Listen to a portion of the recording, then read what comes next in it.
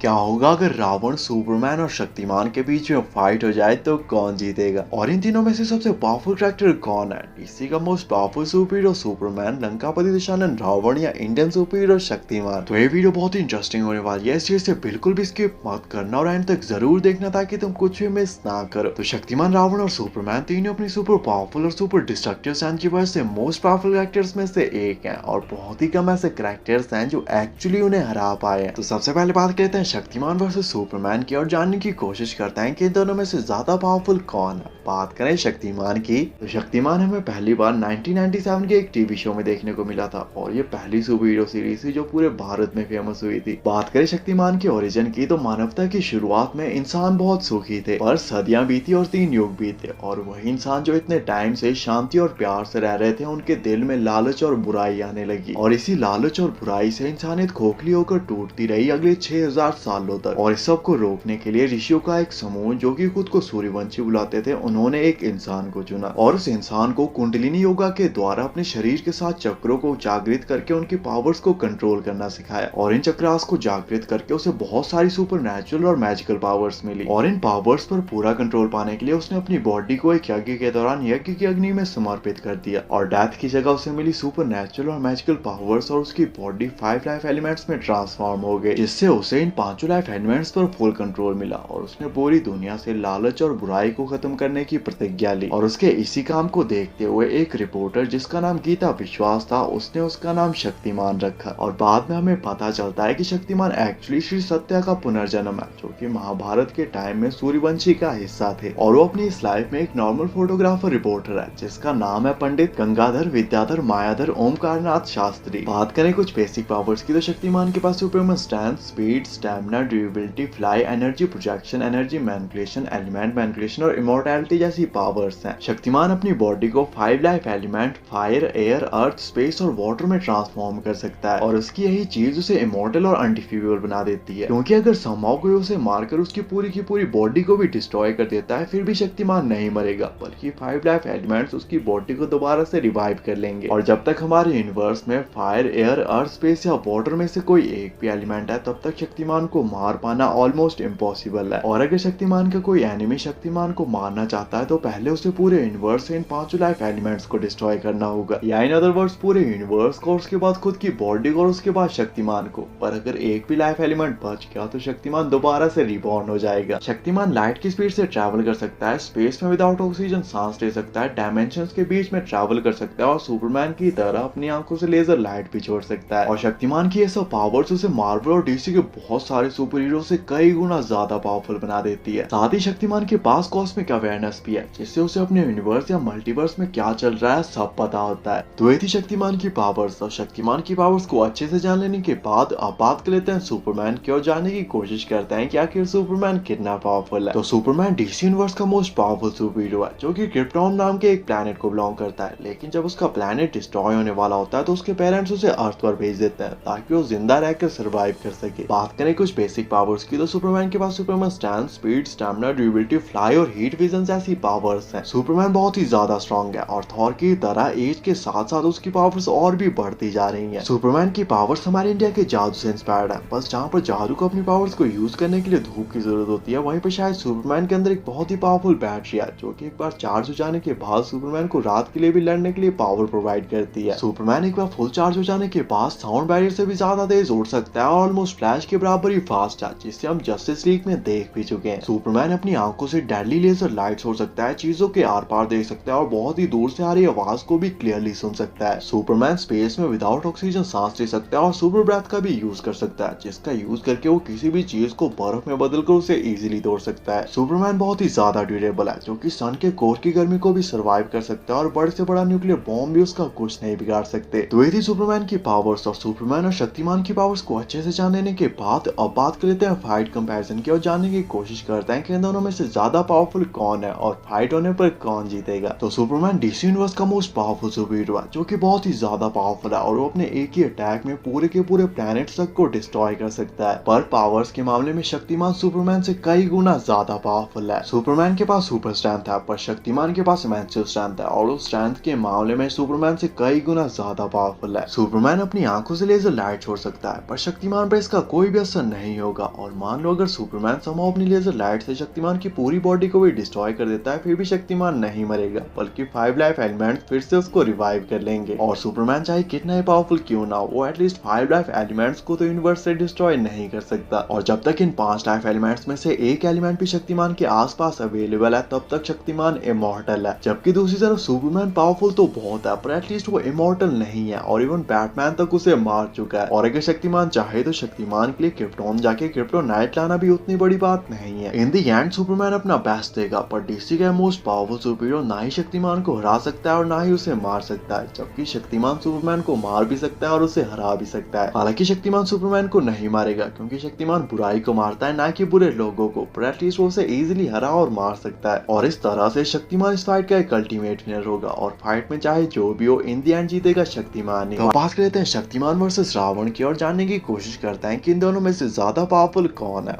बात करें रावण की, रावण महादेव का सबसे बड़ा भक्त और अपने टाइम का सबसे इंटेलिजेंट राजा था, जिसे 6 शास्त्र और 4 वेद पूरी तरह से याद थे। रावण महान ऋषि विशर्वा और राक्षसों की रानी कैकेयी का बेटा था, इसलिए वो ब्राह्मण और असुर दोनों था, और इसीलिए उसमें उसकी माँ की तरफ से राक्षसी गुण और शक्तियां और उसके पिता की तरफ से तेज दिमाग पहले से था, जिसके बाद उसने अपनी मेहनत और कठोर तपस्या से इतनी ज्यादा सिद्धियों और शक्तियों को प्राप्त कर लिया था कि वो तीनों लोकों में सबसे शक्तिशाली बन चुका था। रावण ने एक बार घोर तपस्या के दौरान ब्रह्मदेव को अपने दर सिर चढ़ाए, जिससे प्रसन्न होकर ब्रह्मदेव ने रावण को अमृत का वरदान दिया, जिससे रावण के पास सुपरनैचुरल हीलिंग और रीजनरेशन की पावर्स भी आ चुकी थी। इससे रावण इमॉर्टल हो गया, और इसी की वजह से जब भी कोई रावण के सर या किसी भी बॉडी पार्ट को काट देता था, तो रावण मरता नहीं था, बल्कि वहाँ पे उसका दूसरा सिर आ जाता था। और ब्रह्मदेव के इस वरदान की वजह से किसी भी देव, दानव, सूर, असुर या नाग का रावण को हरा पाना इम्पॉसिबल था, और उसे मारना या हरा पाना सिर्फ किसी मानव के लिए ही संभव था। रावण एक कुशल राजा था, जो हमेशा अपनी सेना के आगे चलता था, और उसने बहुत सारे युद्ध बगैर सेना के अकेले भी जीत लिए थे। रावण इतना ज्यादा शक्तिशाली बन चुका था कि तीनों लोकों में किसी के लिए भी उसको हरा पाना लगभग असंभव था, इसलिए उसने यमराज पे आक्रमण करके उसे हरा दिया था, कुबेर से उसका पुष्पक विमान छीन लिया था, और शनिदेव को भी हराकर उसे बंदी बना लिया था। रावण इतना ज्यादा ड्यूरेबल था कि वज्र, सुदर्शन और ब्रह्मास्त्र तक उसके आर्मर को तोड़कर उसके पार नहीं जा सकते थे, और इंद्रदेव और वरुण देव जैसे देवता सिर्फ उसका नाम सुनते ही वहां से भाग जाते थे। रावण की पावर और रीजनरेशन का एग्जाम्पल हमें फाइनल फाइट में मिलता है, जहाँ पे उसने अपने सैकड़ों सिरों को दोबारा से रिग्रो किया था, लक्ष्मण और हनुमान जैसे महायोद्धाओं को हरा दिया था, और वानरों की आधे से ज्यादा सेना को ब्रह्मा के तमशास्त्र से मार डाला था। रावण के पास इमेंसिव स्ट्रेंथ थी, पर वो कभी भी फाइट के दौरान अपनी फुल स्ट्रेंथ का यूज नहीं करता था, क्योंकि उसे हमेशा डर लगा रहता था कि वो सब कुछ डिस्ट्रॉय कर देगा। साथ ही उसके पास सुपर स्पीड, फ्लाई और ड्यूरेबिलिटी जैसी पावर्स भी थी, जो कि एक ट्रेन वॉरियर था, और वो हर तरह की वेपन और कॉम्बैट को यूज करना जानता था। रावण डॉक्टर स्ट्रेंज की तरह अपने ओपोनेंट के मूव्स को प्रेडिक्ट कर सकता था, अपने मल्टीपल क्लोन्स बना सकता था, और एंटमैन की तरह अपने साइज को छोटा बड़ा भी कर सकता था। और रावण की हर एक वेपन सुपर पावरफुल और मैजिकल होती थी, जो कि एक ही अटैक में पूरे के पूरे प्लैनेट्स तक को डिस्ट्रॉय कर सकती थी। तो ये थी रावण की पावर्स, और रावण और शक्तिमान की पावर्स को अच्छे से जान लेने के बाद अब बात करते हैं फाइट कंपैरिजन की, और जानने की कोशिश करते हैं कि इन दोनों में से ज्यादा पावरफुल कौन है और फाइट होने पर कौन जीतेगा। तो रावण अपने टाइम के मोस्ट पावरफुल कैरेक्टर्स में से